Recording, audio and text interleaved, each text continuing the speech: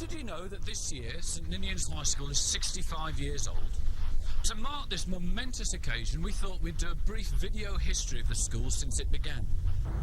It opened in 1927 as the Douglas High School. Since then, pupils have come from all over the south of the island to be educated. In this video, we're going to meet some of the pupils from each decade since the school opened, and they're going to reminisce about their past experiences and their remembrances of their time here. So, why don't you come on in and have a look?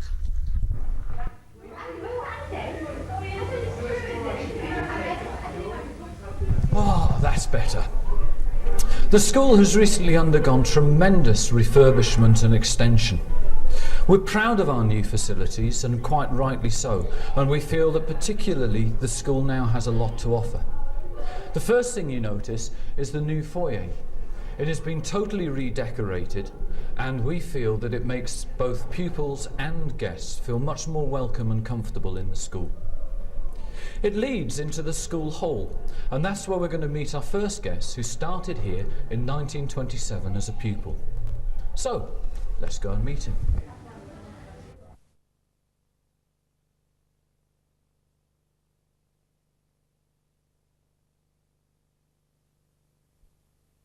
What year did you begin at St Ninian's High School?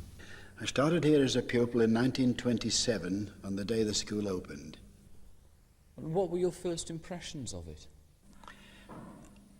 I came in from Port St Mary on the train, actually, as an 11-year-old, and this was quite a shock. It was a shock in two senses. A, we were starting at a new school, 11-year-old, and secondly, we'd travelled from Port St Mary to do it, and this was a double shock. And we were very subdued, all in short trousers, of course, in those days, until we were 14. What was the food like at St Ninian's High School when you were a student? Food? You're joking. There wasn't any food. We came from Port St Mary on a train that left Port St Mary, Port Erin, at about 7:30 in the morning. We came into Douglas on the train, walked from Douglas railway station up here. Some pupils had walked for 2 miles before they reached the train. We put in the full day, then arrived home at about 5:30, 6 o'clock in the evening, and the only food during that time was a packet of sandwiches and a cup of tea, for which we paid 1 penny. Can you tell us any unusual experiences you had when you were a student here? In February it was, I think it was February 1929, I was in the second form. And I've told you already about the travel on the train. And it had snowed on this particular day, heavily all the morning. The snow was obviously building up. And to our great delight, a message came round to all rooms, will the train boys make their way to the railway station immediately? Which we did. We got down there, and the train set off at about 2:45. But we couldn't get through to Port Erin and Port St Mary. And in fact, the train stuck firmly in deep snowdrifts, just on the Ballasalla side of the Blackboard's Corner, which you will know. And there we were, and there was no way we were going to get any further that night. And this was all very exciting, because we all trooped out of the train, made our way into Ballasalla. That was quite a step through deep snowdrifts. And the girls who needed protection, obviously, were taken into the homes of the citizens of Ballasalla, into private houses. And all the boys were taken to the Russian Abbey Hotel, and blankets and travelling rugs were produced. And we spent the night on the floor of the bar of the Russian Abbey Hotel. The next day we went south and not north. We walked to Port St Mary and Port Erin, and no train got through for about 3 days after that. That was quite an occasion. When did you return to St Ninian's as a teacher? I returned to St Ninian's having spent 7 years here as a boy. I then went to university, then came the war, and I was in the RAF during the war, and I came back here as a physics teacher in 1947 and remained until 1980. So I have a 40-year stake in this school and all. How many secondary schools were on the island when you were a student here?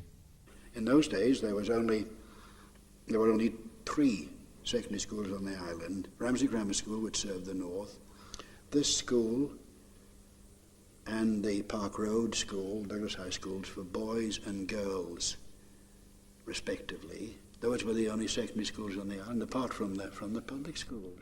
Yes, the catchment area for this school in those days was from here through Onken to Laxey, from here right through the Central Valley, through Crosby, St. John's and Peel and Dorby, and going south, Santon, Ballasella, Castletown, Colby, Ballabeg, Port St. Mary, Port Erin, all those people came to the school. But on a selective basis, you see. So there were only, having said that, there were only 350. 350 pupils? There are about 1,100 here now. Of all the new facilities, which do you find the most impressive? Well, I haven't really been around the school very recently in a very comprehensive way, but as a physics teacher, I marvel at the physics equipment which is coming through now, and which came through in my later teaching days. You see, I was thinking about this morning, and when I was teaching A-level physics here in the years before I retired, my A-level physics pupils were doing experiments in radioactivity, which I didn't do at Manchester University when I was doing an honours degree in physics. And that gives you some idea of the way that things had changed during that time.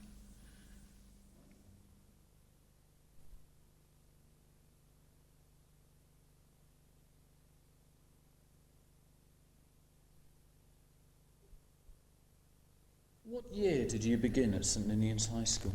1933 I started. I came from Russian primary school. How did you come to school every day? Oh, on the train. We left home at 7:30 in the morning and we arrived back at 5:30 in the evening. Did you have any teachers you really liked? I think the ones that made the most impression on me were Mr. Shaw and Mr. Carr. I remember them, yes. What makes you remember them? I don't know. I think they were probably kind. Did you have any teachers you were really frightened of? Oh, absolutely, yes. Mr. Lancaster was horrified when he came inside. And funnily enough, my impression of the school, when I was trying to think the other day, is looking into the school and I could see this long corridor with the masters going around with their gowns flapping like a lot of vampires. And I think, that's the effect they had on me. They terrified me. Can you tell us any amusing experiences you had while you were at school here? Well, I don't really remember anything. What I mostly remember at school that gave me sort of satisfaction was seeing George Formby doing his TT film up the road, and we enjoyed that.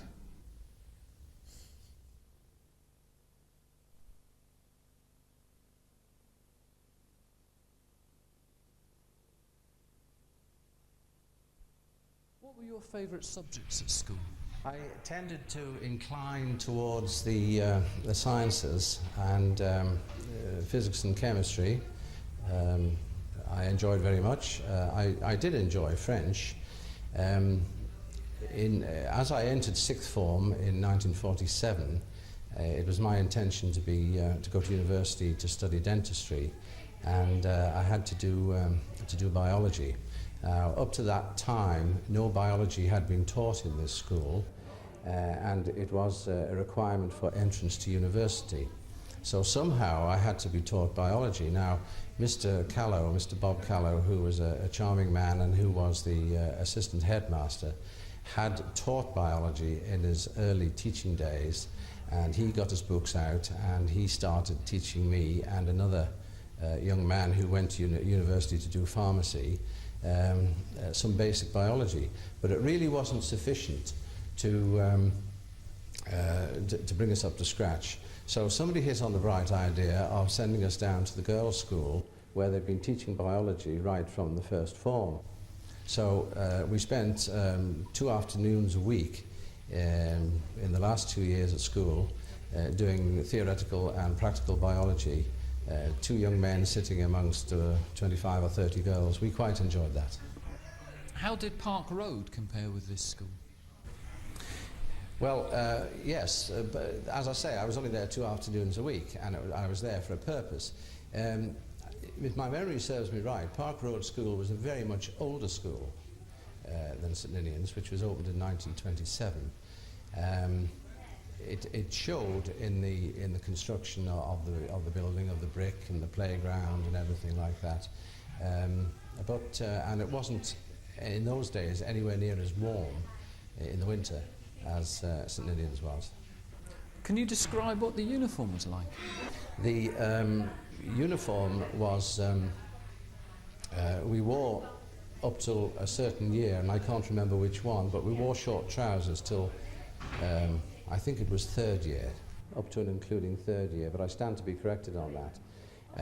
A dark blazer, a dark sweater and a navy blazer, which had a badge on it, which was the old school badge of a Viking longboat, and it had a Latin motto, Velis Remisque, underneath, which meant with sails and oars.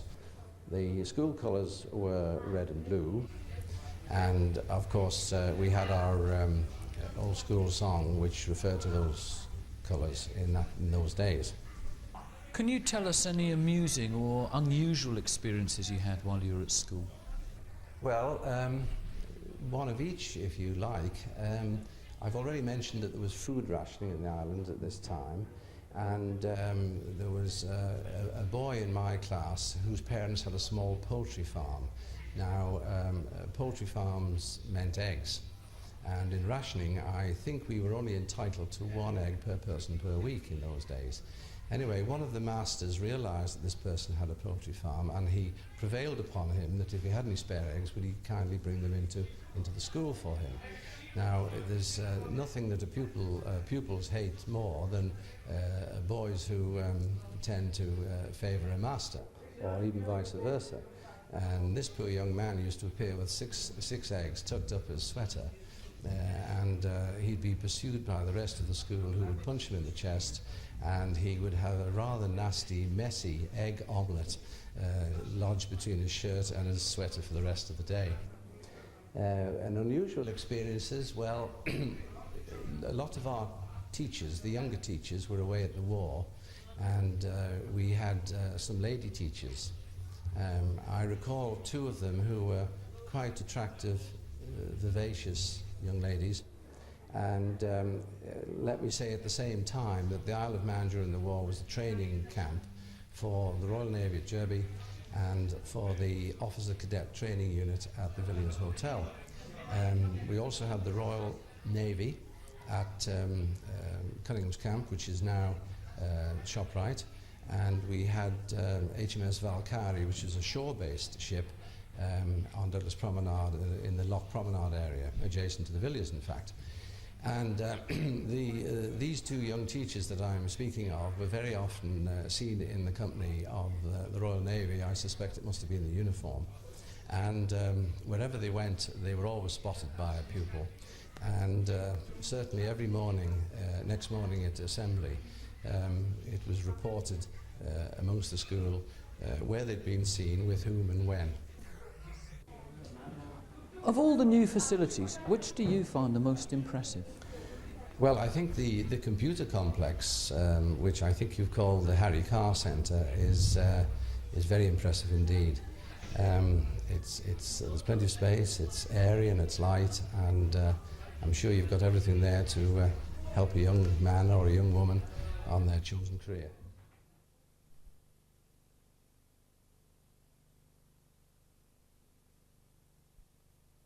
What were your favourite subjects at school? My favourite subjects were the very few that I was good at. And I liked French because I was very, very good at it indeed. I was also good at Latin, but I didn't necessarily like Latin.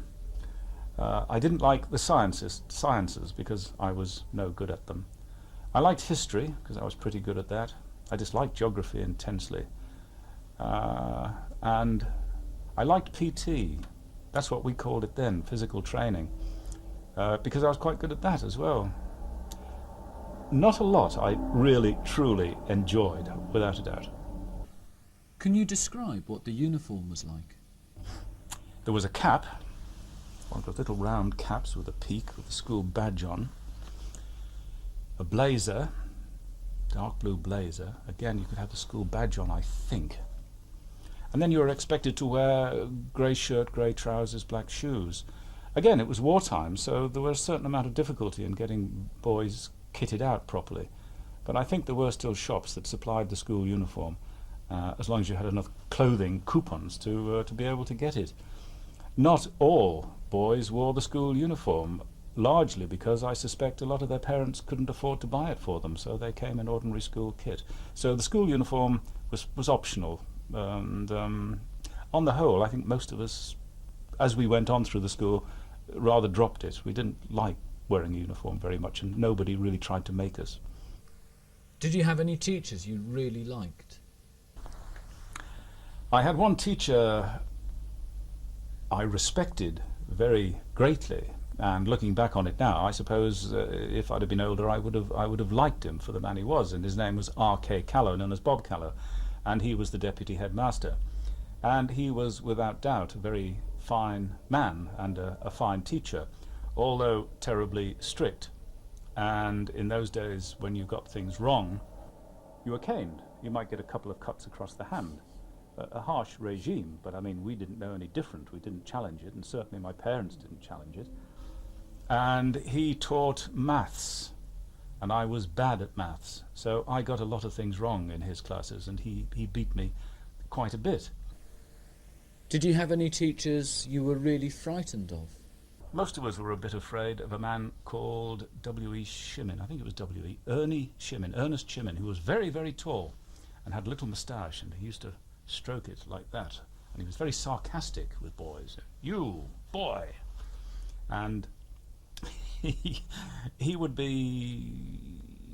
put you down. He used the cane as well, but we were afraid of his tongue rather than his punitive resources.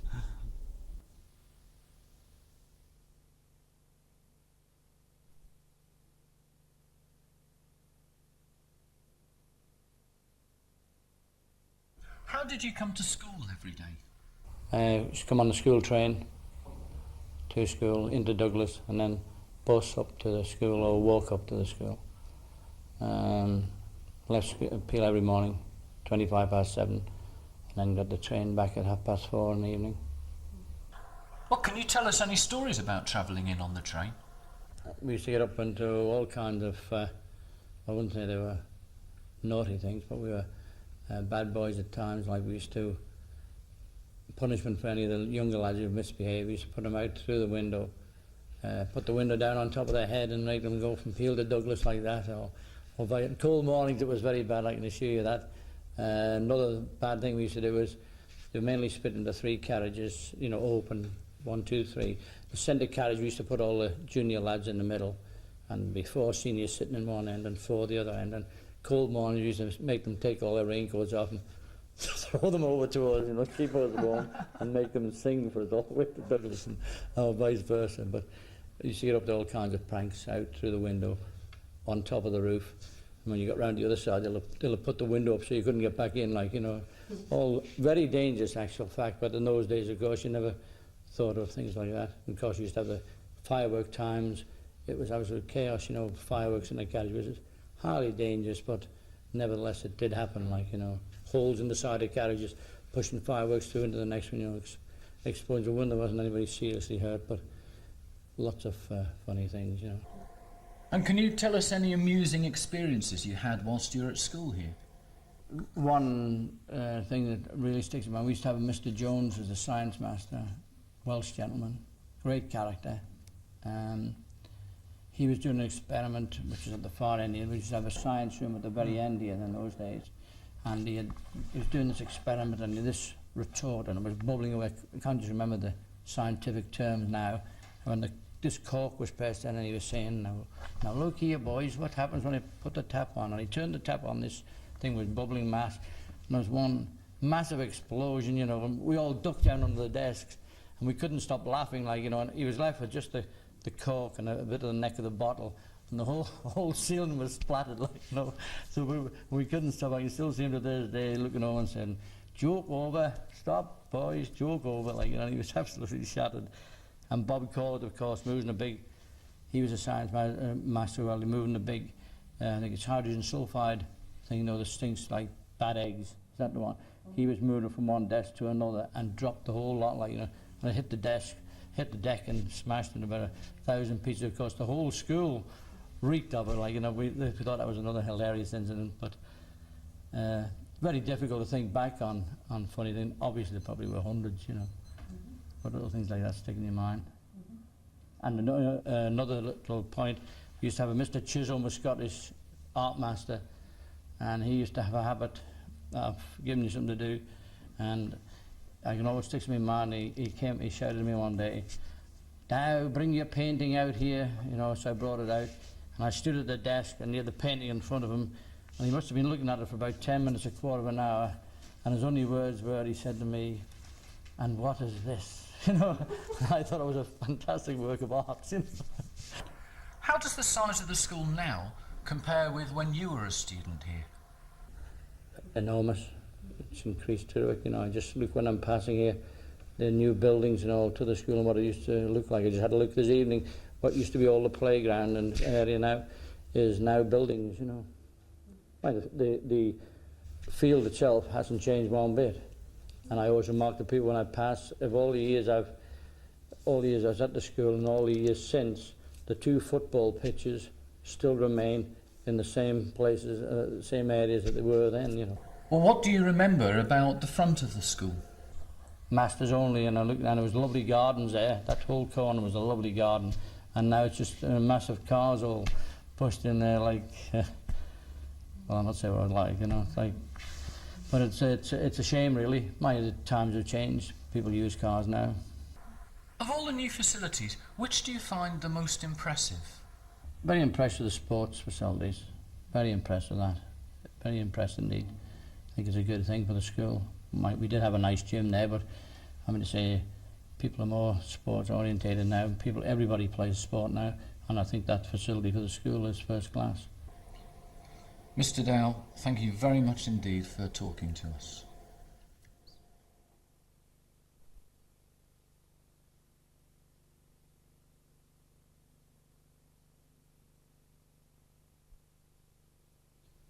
What was the school uniform like? These are trick questions, aren't they? It was a sort of red and blue thing, but at the time, the uniform was in fact played out. It was phased out altogether for lots of the school, and there was a lot of controversy about this at the time, and it was quite rare for boys to wear school uniform. So it was generally, though, as far as I can remember, sort of navy blue with red trimmings. Did you have any teachers you really liked? Yes, there were teachers that I and others liked. It's terrible to have this put to me because I haven't thought about this before. There was somebody nicknamed Spider Webster, was an English teacher here. But I think everyone was frightened of, I've forgotten his first name, Callow, the deputy head here. The head, Morris Holmes, was very popular here. Can you tell us any amusing experiences you had while at school here? Well, again, it's quite difficult, but I do remember that when I was giving the vote of thanks at the prize giving, could have been 1955 or 54, in the Villa Marina, I was already very interested in Manx and could speak Manx reasonably well at the time. And I said to the head I was going to give the vote of thanks in Manx, and he wasn't too keen on this. But nevertheless, I ploughed ahead with this, and the guest of honour at the prize giving was the government secretary, who gave part of his reply in Swahili, which I thought fitted the occasion very well. What did it feel like to return to St Ninian's as a teacher after so many years? Well, it feels pretty weird, because it's, to a large extent, it's not too peculiar in that it's difficult in some ways to identify with the same building. When you come in from the which side, the Ninian side, and you've got the old classrooms. It's exactly the same, but obviously the bit we're in now and all the new extensions are completely new, and so I can't really say it's the same building. So it isn't too strange. It does feel distinctly strange when you walk past the old recognisable classrooms.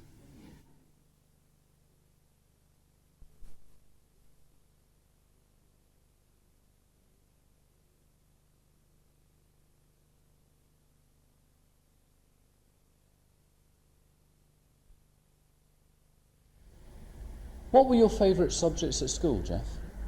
Well, I think it was really maths and history. I was very keen on maths. We had a very good teacher, Jake Hogg,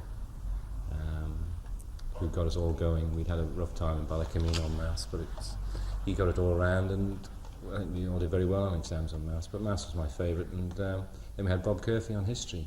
That was my other favourite subject. And what were your favourite subjects at school, David? Well, it's interesting to hear Geoffrey say maths. In fact, in my profession now, one might have thought I was good at maths, but I really struggled for a while. And he's quite right, Mr.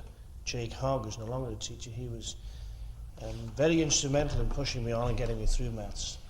I won't tell you the methods he used, but they were quite revolutionary at the time. But having said that, maths did become a favourite subject eventually, but history was really my subject. I really liked history. And we were all rivals in history at that particular time. Did you have any teachers you really liked, Geoff? I think it would be because of the favourite subjects. I remember Mr. Curfey and Mr. Hogg, two of the favourites that I got on very well with. Mr. Curfey was, in the history, we used to go on these excursions, on these historical trips out. So we got quite friendly with him, and he was a very good teacher, very nice person. Did you have any teachers you were really frightened of? The headmaster was pretty ferocious, Mr. Lupton. You rather feared him at the time. Can you tell us any experiences that you had that were quite amusing, Geoff? Well, that's very hard, really. Talking about Jakey Hogg, I always remembered just typical, really, the way he used to teach us. We'd take an examination, there was one boy, Phil Neen, and he wasn't particularly good at maths. And so he ended up with 0 out of 100 in this examination, and Hogg just said to him, Neen, he said, I even give 5 marks for spelling your name right, but you couldn't even get that right. And that was just his way. And he used to give David, he used to be the right Saunders. Let's have a bit of fun now, we'll go over to Saunders sort of thing. And it made David, I think, more determined to actually beat this man and get maths. That was his way of teaching. Can you tell us any amusing experiences you had, David? There was a chap took PE called Roberts, I think his name was.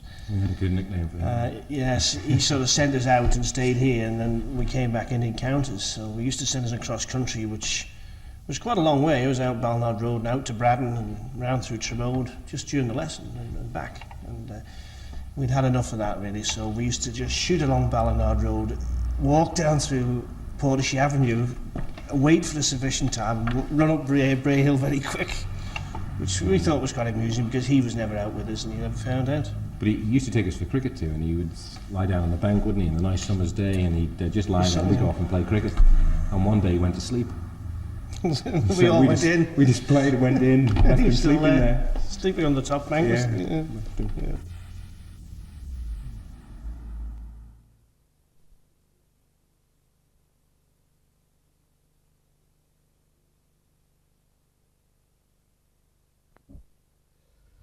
Right, well, I joined the school in September 1975, and I started as a sixth former. I'd been to a school across to do my O-levels and came here to do my A-levels. And I have to admit that my first impressions of the school were somewhat frightening.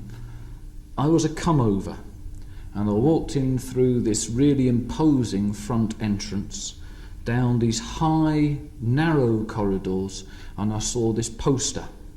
And it was a big poster on the wall, and it had "Keep your island tidy" in it, with a nice hand with rubbish going into a bin.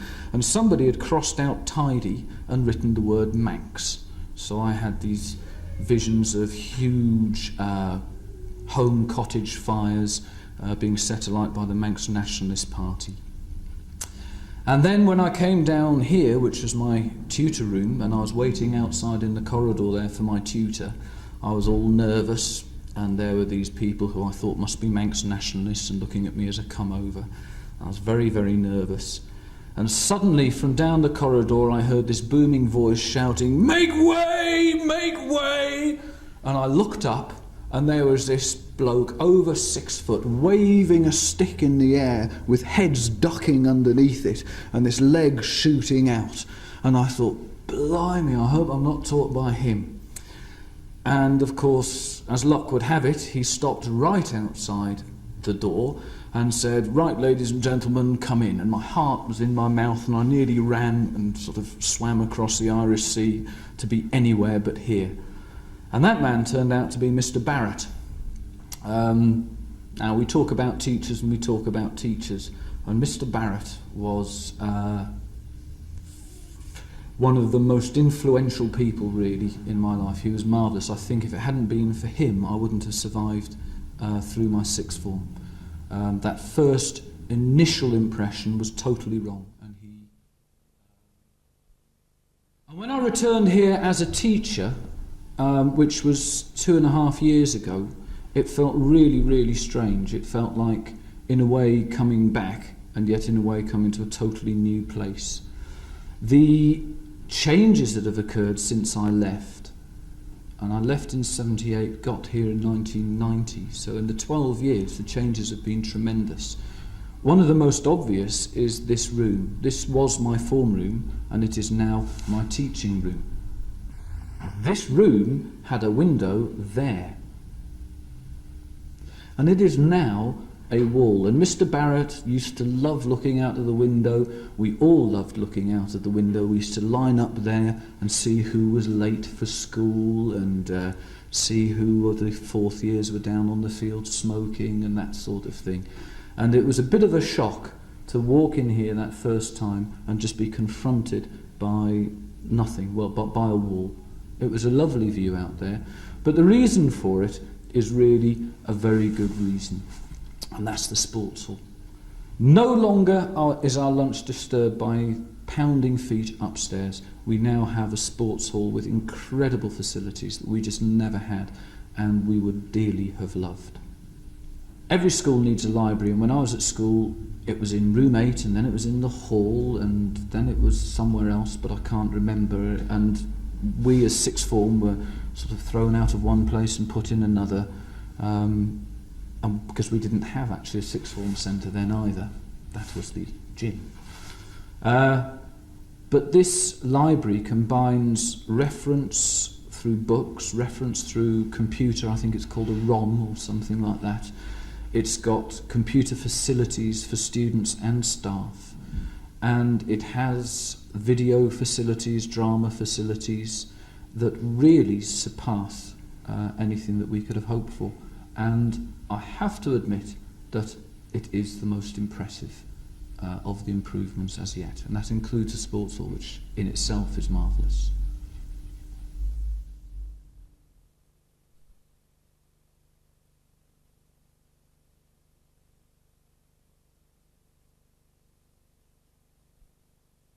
What year did you begin at St Ninian's High School? What year? 1975. April the 14th, 1975. I remember it well. What were your first impressions of it? Having come from England, from a relatively new school that was only about 6 years old, it came as a bit of a shock to a school which was, I don't know, about 50 years old at the time. It was quite different, I can tell you, because apart from the sort of generally old fabric of the building, the furniture, I recall, was very old as well, very old-fashioned. One of the things I remember well were the desks. Many of the desks were actually attached to the chairs. There was like a big tube that went from the desk along the floor and then up onto the chair, which tipped up a bit like a cinema seat. Yes, it seemed very old-fashioned to me at the time. What was the food like at St Ninian's when you were a student here? I've always regarded that the school dinners has been absolutely fantastic. I enjoyed them then, and I enjoy them now. One of the things they used to do in those days was a thing called Strawberry Delight, I think it was. It was sort of angel whip thing with a little dollop of squirted cream on the top, and I used to remember that, hundreds and thousands as well. And I used to spend all day looking forward to dinner time. I still do that now, and as you know, dinner time is a good hour further into the afternoon than it used to be, and I look forward to my dinners, yes. Can you describe what the uniform was like? I remember that the school uniform we had was the same uniform as we had for the Douglas High School for boys, as it was. And everybody used to wear these black blazers, and I've resurrected this black blazer for this afternoon. And I thought it all looked very sinister and dark. Everybody going around with these black blazers on. Lads used to congregate in corners, and it was all very black looking with all this. Now you have this sort of nice jolly grey uniform, which is not really quite so impressive. Strange enough, black has been in fashion, hasn't it, for the last few years, so maybe everyone would have gone for the black blazers, I don't know. A bit more with it perhaps than the grey, I'm not sure. Well, when we had these ties, this was the tie I wore to this school. It isn't a St Ninian's High School or a Douglas High School tie for that matter. I have an idea this is a girls' high school tie, but nobody was much interested. This was the one I wore as a student anyway, together with the blue shirt. That was the uniform. Grey or black trousers, I remember. And we all had to have a proper school bag to keep our books in. What were your favourite subjects at school? I liked all of them, I'm afraid. I particularly liked geography. I particularly liked English. Less keen on French, and I wasn't a big fan of maths, I must admit. I regret that now. Oh, and perhaps my least favourite of all was PE, and I desperately regret not liking PE because I would have been a lot fitter then and now had I liked PE, and I wish I'd done more of that, but at the time I loathed it. Did you have any teachers you really liked? Again, I liked all of them. I regarded all the teachers with a great deal of respect and admiration. A lot of them were great characters, and we used to spend almost as much time speculating about the teacher and where it lived and what it did at night time and what its interests were and what it would wear the next day, which was usually exactly the same as what it had on the previous day. They were great characters. They used to strike me a bit like the teachers in, the Bash Street Kids in the Beano, that sort of old-fashioned-y look. And of course they all seemed very old too. I'm now, 33, and I remember hearing that one of these teachers had just turned 30, and I remember thinking that was really old, really ancient, almost old enough to be drawing your pension. And it's very depressing to have reached that age now, I must admit. One of my favourite teachers, I suppose, on the basis that he was more of a character than even the rest of them were, was a chap called Dave Ingham, Mr. Ingham, the head of English, and he used to teach in this room, room 14, and as it happens that was my first lesson here. And Mr. Ingham taught me in this room, and he I particularly liked. Mr. Ball, the maths teacher, I liked. Who else? Mr. Madrill, head of geography, I liked him. Yeah, I liked them all really.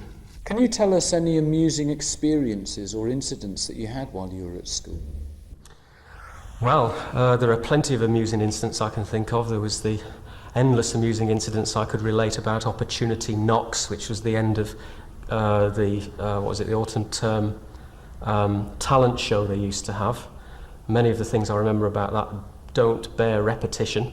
There were several amusing incidents from speech day I could relate, and several amusing incidents from the swimming gala, which sadly, or thankfully, we no longer have. One story that does come to mind features my old friend Mr. Ingham and this room, number 14. One of my classmates was a chap called Marco Leonetti, and Marco has since gone on to become very rich and famous as one of the country's top hairdressers. Marco, having sort of Italian ancestry, he used to dress in, not the school uniform, but this really smart black suit. And Dave Ingham he didn't have that much money, well, teachers don't as a rule, and he used to seize the opportunity to get a really nice haircut every so often. And we'd come into this room, and Dave Ingham would stand at the front and he'd say, "Get your books out, get your books out." This was an O-level English class, remember, 5th year. "Get your books out," he'd say, "do some reading. Marco, let's get to the back of the room and let's go and have a haircut." And we'd all sit there pretending to read our books, and Marco would reach into the pocket of his suit and he'd have his scissors and his comb there, and he'd be snipping on Dave Ingham's hair, and the guy would go out with a nice fancy haircut done by this lad who became one of the top hairdressers, and there'd all be poor old Dave Ingham's hair on the floor. And we used to find that quite funny. When did you return to St Ninian's as a teacher? 1982. Came back in 1982, did 3 years as a geography teacher, went away to join the Department of Tourism and Transport. The least said about that, the better. And then after several other jobs, including tram driving, I came back here as a computer teacher in, I've forgotten now, 1990, I think. How does it feel to be a teacher in a school where you were once a student? Originally, it was quite interesting to see what went on behind the scenes in the staff room, for example. I always liked to think I got on reasonably well with the staff when I was here as a student, so it was no particular big deal to come back and work with them as a colleague. But it was very interesting to see some of the fun and games that used to go on in the staff room. Yes, that was one of the things I remembered. I remembered that we used to, as I've said before, speculate endlessly and talk about the teachers and what they got up to. And it surprised me that the teachers used to speculate endlessly and talk about the kids in the staff room. How does the size of the school now compare with when you were a student here? The biggest difference, I think, is the sports block. When I was here as a student, the gymnasium was what is now the computer room. The area where the sports block is now was 2 portable classrooms where business studies used to be, with typewriters in there, I well remember. And it was a big open area with tennis courts and bicycle sheds. And then between when I left here, went to university, and then came back again, that big sports complex had been built. And then later on, in the first year that I was teaching here, 82, 83, the old gymnasium was subdivided into the sixth form common room and the computer rooms that we've got now. So that was one of the biggest differences. Plus, of course, this craft block. The craft block also appeared in between me being a student and coming back as a teacher. Previously, the craft facilities had been located. The woodwork room was in what is now the art room, room 15, and the metalwork room is in what is now the TV studio. That was the metalwork room down there. And the art room, of course, was in what is now the staff room, which had been the art room since the school opened, was purpose-built as an art room, north-facing, you see, so you don't get the sun coming in through the windows. And that was the art room. And a long history it had too, that art room, I remember, what with Archibald Knox and others in there.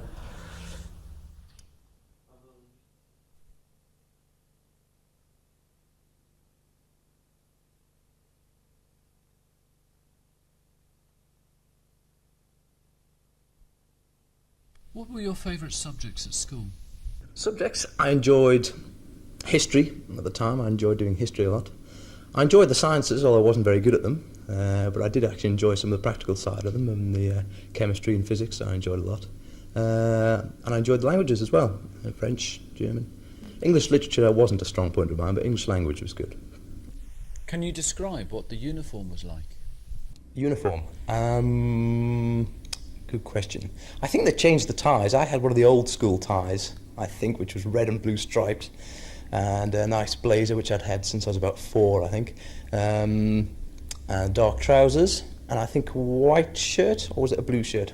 Blue shirt possibly at the time. I think I always wanted to wear a polo neck sweater, but I think they were banned.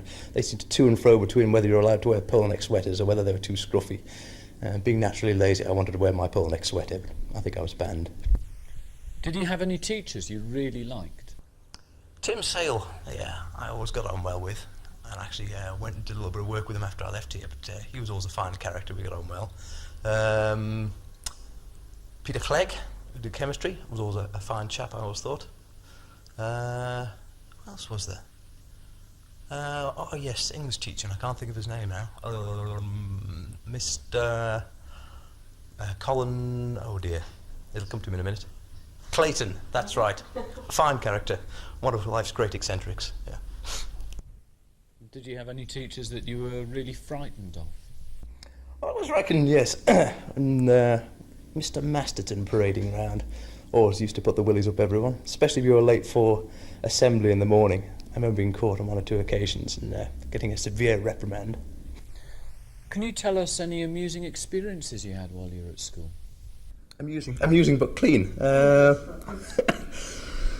were one or two, I suppose. I always remember some of the best times we had when we had astronomy club and got astronomy club going again. When we discovered the observatory was there, and we used to like going up. If it was at all possible, we'd have meetings at Wednesday lunchtimes, I think it was, which usually involved scrambling up to the observatory and pretending to sort of focus sunspots or something along these lines onto sheets of white paper, but it was really an excuse to go running around the roof and banging on the upper skylights of classrooms and scaring the willies out of people who were sitting there munching their sandwiches and such like. And then occasionally we'd come here in the evenings as well with astronomy club and sort of run right and draw large airships on the blackboard and turn them around backwards and this sort of thing, in the hope that someone would pull them down next morning, which occasionally they did. Of all the new facilities, which do you find the most impressive?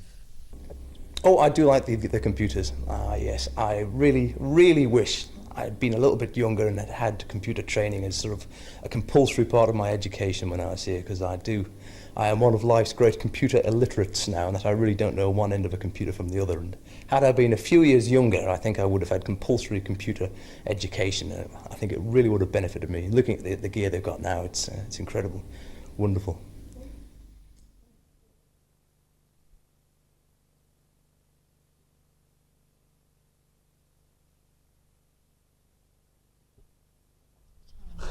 And did you have any teachers you really liked? I used to like Mr. Knight. He's since left. He taught me German. Mm-hmm. And any teachers you were really frightened of or didn't like? No, there was none really, which is probably just as well since I've come back to the same school to teach. When I was in the lower sixth, we used to have eating competitions between the two sixth forms. And there was one time Ballacamine sixth form came up to our common room, and they had to eat things like tea bags and raw potatoes, and if they were sick they had to eat that as well. And then, of course, Ballacamine wasn't supposed to be in our common room, and someone said the head was coming, or the deputy headmistress or somebody, and I've never seen the common room being cleared so quickly. All of Ballacamine went, the hoover came out, the floor was hoovered, everything went back to normal, and nobody ever knew. And how does it feel to be a teacher in the same school where you were a pupil?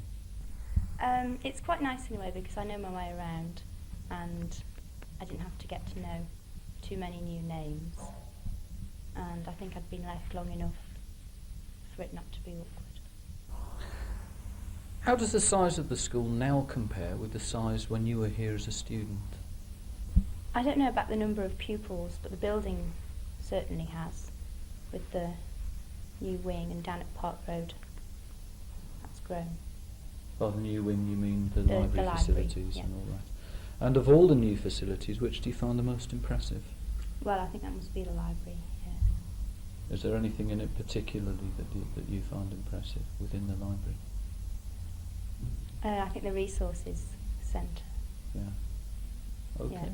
Thank you very much indeed, Miss Courtie. You're welcome.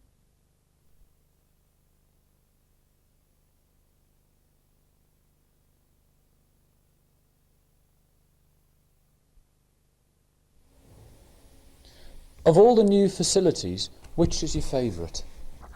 All the computers, all the Apple Macs in here.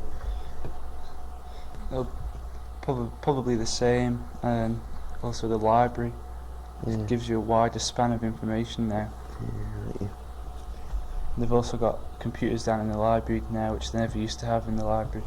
Yeah, you can find out more or less anything now. Because when we first arrived, the library was actually the school hall. Yeah. And you'd be scratching around for books and stuff. It wasn't that good. They hardly had any books when we first arrived.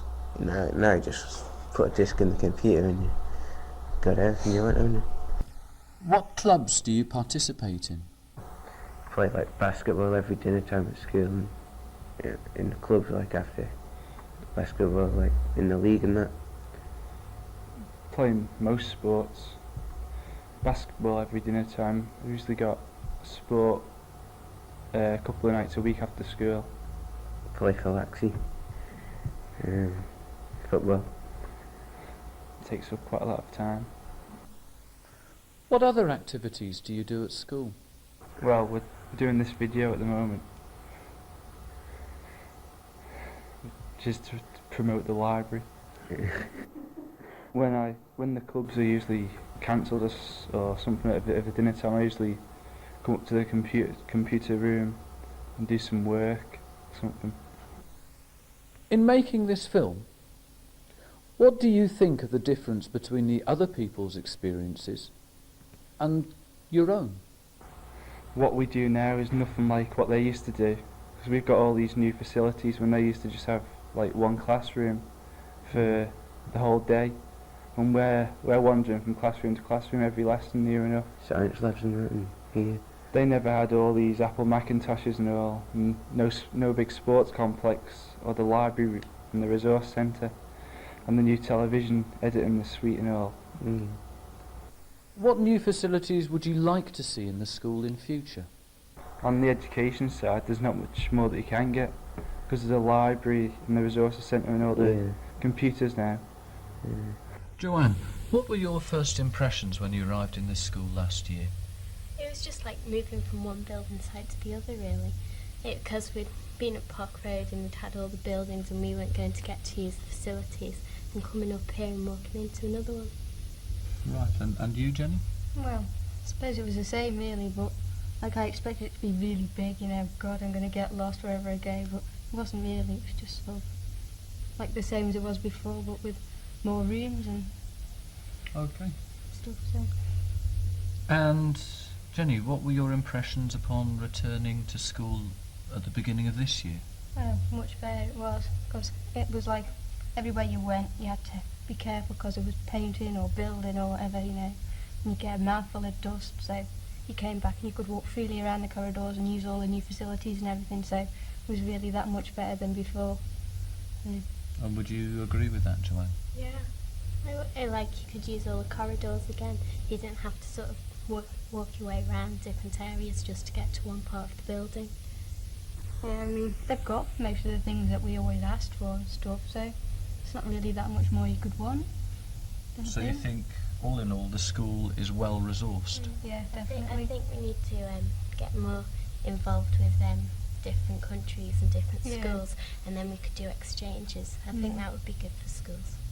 Yeah, not over in Britain, but like foreign schools in France or Germany or wherever, you know. Third world? Yeah. Right, well that's something to look forward to. Thanks very much. Okay.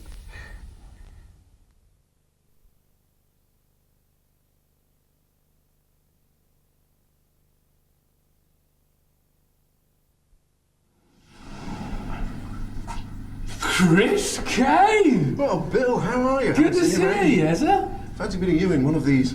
Yeah, nice to see you haven't put on any weight. It's really good. just around the middle, the top and the bottom. And you've filled out a bit since your boys' days too, I see. Yes, I thought what brings you down here.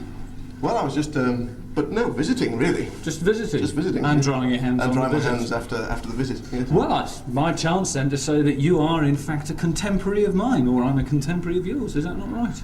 We're both contemporary, I think, Bill. I think so, yes. And still regarded so. So, hey, listen, could you join us in a video about the school? Well, as long as there's nothing contentious, I dare say. Nothing contentious whatsoever. I dare say I just can answer a few questions. Yes, as long as my lawyer could be contacted if the need should arise. By all means, okay. Yes. Is he a good lawyer? Not particularly, but he does everything for a bottle of Fine, whiskey, so he's good enough. Right. So what year did you begin at St Ninian's High School, if you can remember that far back, Chris? Oh, let me see, William, that's a difficult one there. With a little bit of thought, 1974, I think. Now, Chris, I want to take you back. You said that while you were here, it changed from being an all-boys school to being a mixed school.